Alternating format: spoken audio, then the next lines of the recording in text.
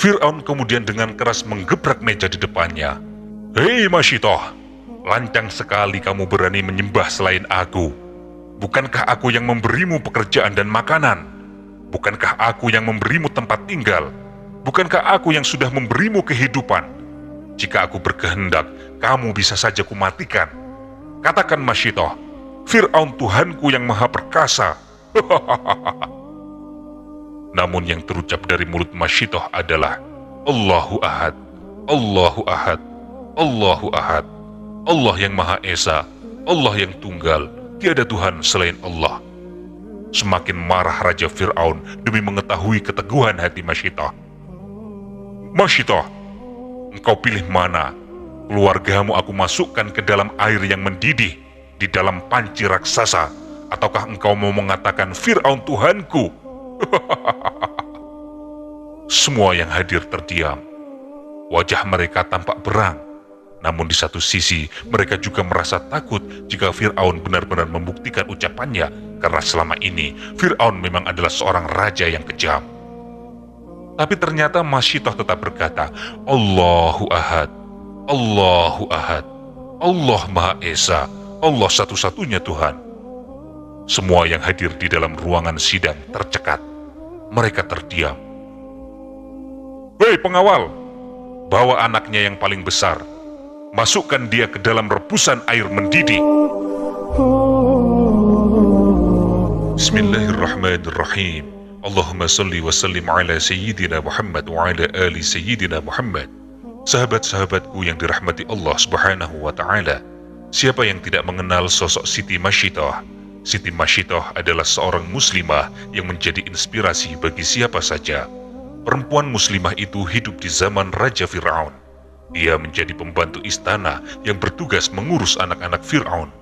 Siti Masyitoh adalah seorang perempuan yang selalu berpegang teguh pada kebenaran dan juga keimanan kepada Allah Subhanahu wa Ta'ala.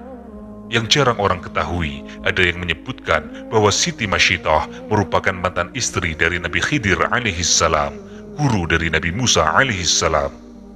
Siti Masyitoh merupakan salah satu sosok yang diperlihatkan kepada Rasulullah SAW di dalam peristiwa Isra dan Mi'raj.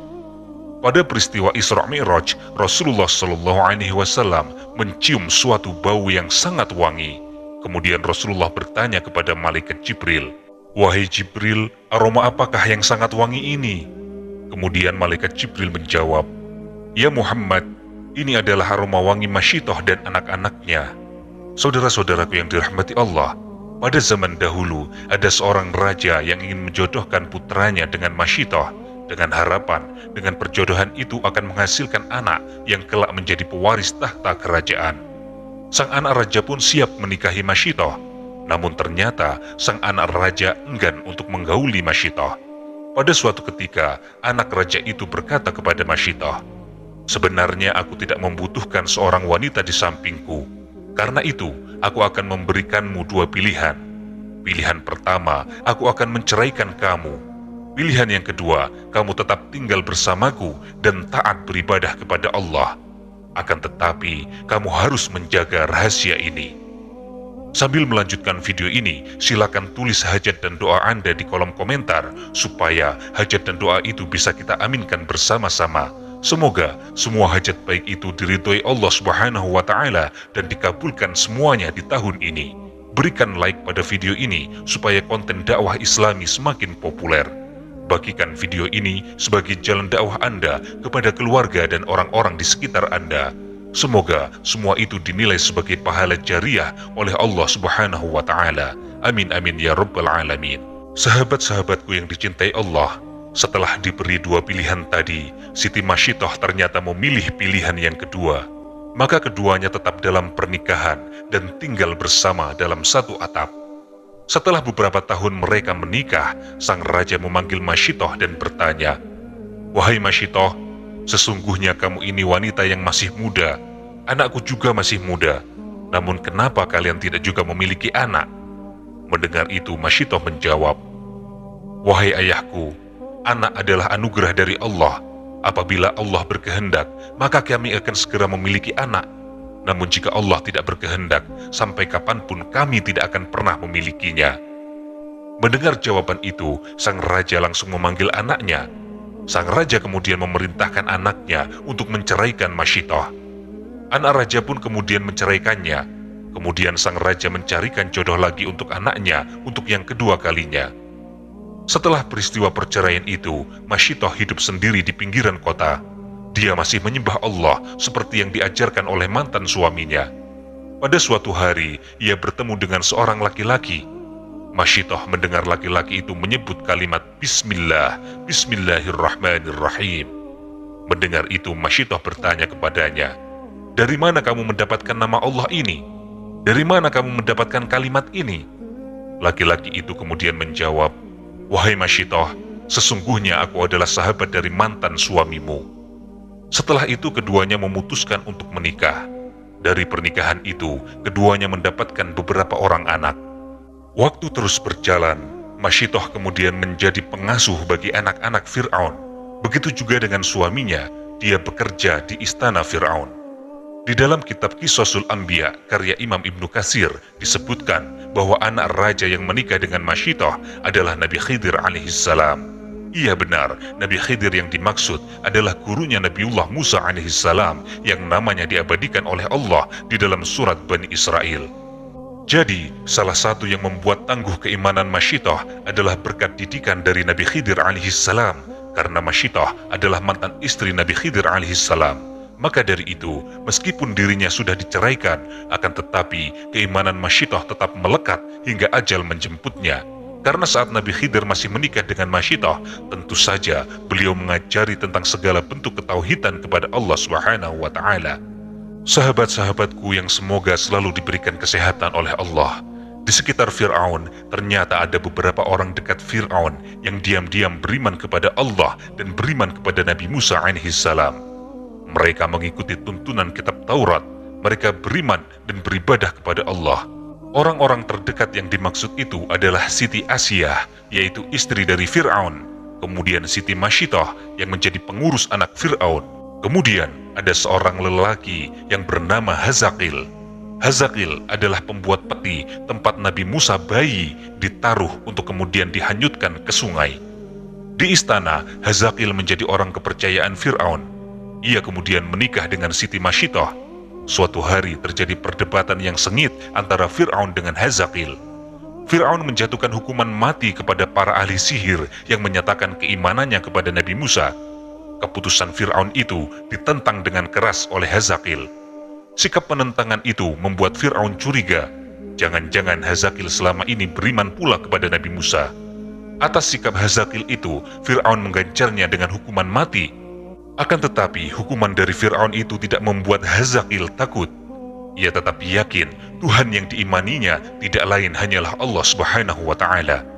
Beberapa hari kemudian, suami Siti Masyitoh itu ditemukan dalam kondisi meninggal dengan keadaan yang sangat mengenaskan.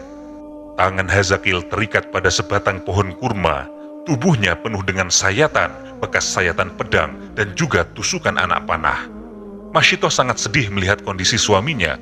Akan tetapi ia bersabar dan tetap berserah diri kepada Allah. Ia kemudian berkeluh kesah kepada istri Fir'aun, yaitu Siti Asiyah. Asiyah pun memberikan nasihat supaya Masyitoh dan anak-anaknya tetap bersabar. Akan tetapi, Siti Masyitoh dapat membaca isyarat dari Siti Asiyah bahwasanya Asiyah adalah orang yang beriman kepada Allah. Di akhir nasihatnya, Asiyah mengatakan dengan jujur bahwa selama ini ia juga beriman kepada Allah, akan tetapi ia menyembunyikannya di hadapan suaminya, yaitu Fir'aun. Masya Allah, Allahu Akbar. Sahabat-sahabatku yang dirahmati Allah, pada saat Masyitoh menjadi pembantu rumah tangga di istana Fir'aun, terjadilah sebuah peristiwa yang menjadi bukti kuatnya iman Masyitoh. Pada suatu ketika, di pagi hari, pada saat matahari mulai tinggi, di istana Fir'aun yang megah, terlihatlah dua orang perempuan yang sedang beraktivitas. Dua orang perempuan itu adalah seorang perempuan dewasa dengan raut muka yang damai dan menenteramkan. Kemudian satu orang perempuan lagi adalah seorang remaja putri, wajahnya cantik jelita. Namun jika dicermati, kedua wanita itu memiliki kedudukan yang berbeda, sangat kontras sekali, meskipun keduanya terlihat sangat akrab. Perempuan dewasa itu adalah Siti Masyitoh. Dan remaja putri itu adalah putri dari Fir'aun laknatullah. Sang putri duduk menghadap ke cermin, sementara Masyitah terlihat fokus menyisir rambut sang putri dengan bersenandung. Keduanya kemudian bercakap-cakap. "Bibi, apakah aku sudah cantik?" tanya sang putri. Masyitah pun kemudian menjawab, "Tuanku putri senantiasa cantik, cantik setiap saat." "Bibi tidak berbohong kan?" tanya sang putri memastikan. Masyitah menjawab, "Pernahkah selama ini bibi berbohong kepada tuan putri?" jawabnya sambil tersenyum. "Iya, memang bibi tidak pernah berbohong," jawab sang putri sambil tersenyum manja. Mereka asyik membicarakan banyak hal. Banyak sekali pertanyaan meluncur dari mulut mungil sang putri yang memang dikaruniai otak yang sangat cerdas. Saking asiknya mereka mengobrol, tidak terasa sisir yang dipegang oleh Siti Masyitah terjatuh. Kemudian Siti Masyitah membungkuk untuk mengambilnya. Secara spontan, Masyitah mengucapkan kalimat Bismillahirrahmanirrahim, yang artinya dengan nama Allah yang Maha Pengasih dan Maha Penyayang. "Ampun Tuan Putri, maafkan hamba kurang berhati-hati." Sang putri tertegun. Ia tampak kaget mendengar apa yang barusan diucapkan oleh Masyitah. Kemudian sang putri berkata, "Tadi apa yang bibi ucapkan, bibi?" Masyitah kemudian menjawab, "Tadi bibi meminta maaf karena sudah menjatuhkan sisir ini." Sang putri kemudian berkata lagi, Bukan yang itu, bibi. Kalimat pertama tadi loh yang bibi ucapkan." Seketika pucatlah wajah Masyitah. Ia menyadari keteledorannya. Masyitah terpaku beberapa saat, hingga kemudian tumbuh keberaniannya untuk mengatakan yang sebenarnya. Dengan terbata-bata Masyitah berkata, "Bibi tadi mengucapkan Bismillahirrahmanirrahim, yang artinya dengan nama Allah yang Maha Pengasih dan Maha Penyayang." "Siapa itu Allah, Bi? Kenapa bibi tidak menyebutkan nama ayahanda? Apakah bibi punya Tuhan lain selain ayah?" tanya sang putri. Masyitah menjawab, "Allah itu Tuhanku dan juga Tuhan keluargaku, Tuan Putri." Lalu sang putri berkata, "Bukankah Tuhan seluruh alam ini adalah ayahku, Raja Fir'aun?" Terdiamlah Siti Masyitah. Terbayang rasa ketakutan yang amat sangat di raut wajahnya. Masyitah kemudian berkata, "Benar Tuan Putri, namun bagi hamba dan keluarga hamba, Tuhan itu adalah Allah yang Esa. Sudahlah Tuan Putri, lupakanlah, itu tidak penting," kata Siti Masyitah. Mereka berdua kemudian melanjutkan kegiatannya lagi, seolah-olah tidak pernah terjadi percakapan yang penting sebelumnya. Sementara itu di ruang balai istana nampak berkumpul sang Raja Fir'aun dengan para punggawa kerajaan Mesir. Mereka terlihat sangat asyik bercakap-cakap. Raja Fir'aun berkata kepada bawahannya, "Bagaimana perkembangan pembangunan piramida di lembah makam raja?" Orang yang ditanya kemudian menjawab, "Semua berjalan lancar berkat paduka Tuhan Fir'aun." Raja Fir'aun kemudian berkata lagi, "Lalu bagaimana dengan kebutuhan untuk pembangunannya?" Mandor yang ditanya kemudian menjawab, "Tidak usah khawatir Tuhan hamba, negeri-negeri jajahan sudah mengirimkan bahan-bahan yang kita perlukan." "Bagaimana dengan pekerjaan pembangunan itu?" "Yang mulia, budak-budak Bani Israel sejauh ini masih bisa kita kendalikan, wahai Tuhan." Di saat itulah sang putri dengan senyumnya yang manis, ia berjalan mendekati sang Raja Fir'aun. Kemudian sang putri duduk di sampingnya dengan sikap yang sangat manja. Dengan logat manja sang putri kemudian berkata, "Ayahanda Tuhan Fir'aun, bolehkah putrimu ini ikut duduk di sini?" "Putriku yang jelita purnama, lihatlah kerajaanku yang tiada tara. Tentu saja boleh anakku. Apa yang kamu inginkan hari ini hingga kamu mau ikut duduk di sini?" "Hohoho, putriku yang jelita seperti purnama, lihatlah kerajaanku yang tiada tara. Tentu saja boleh anakku.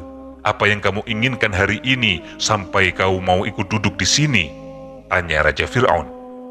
Sang putri kemudian menjawab, "Wahai Tuhan hamba, ayahanda, ada berapakah Tuhan yang ada di muka bumi ini?"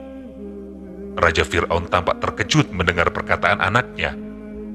"Putriku, hanya ada satu yang patut disembah di muka bumi ini, yaitu aku. Celakalah orang yang tidak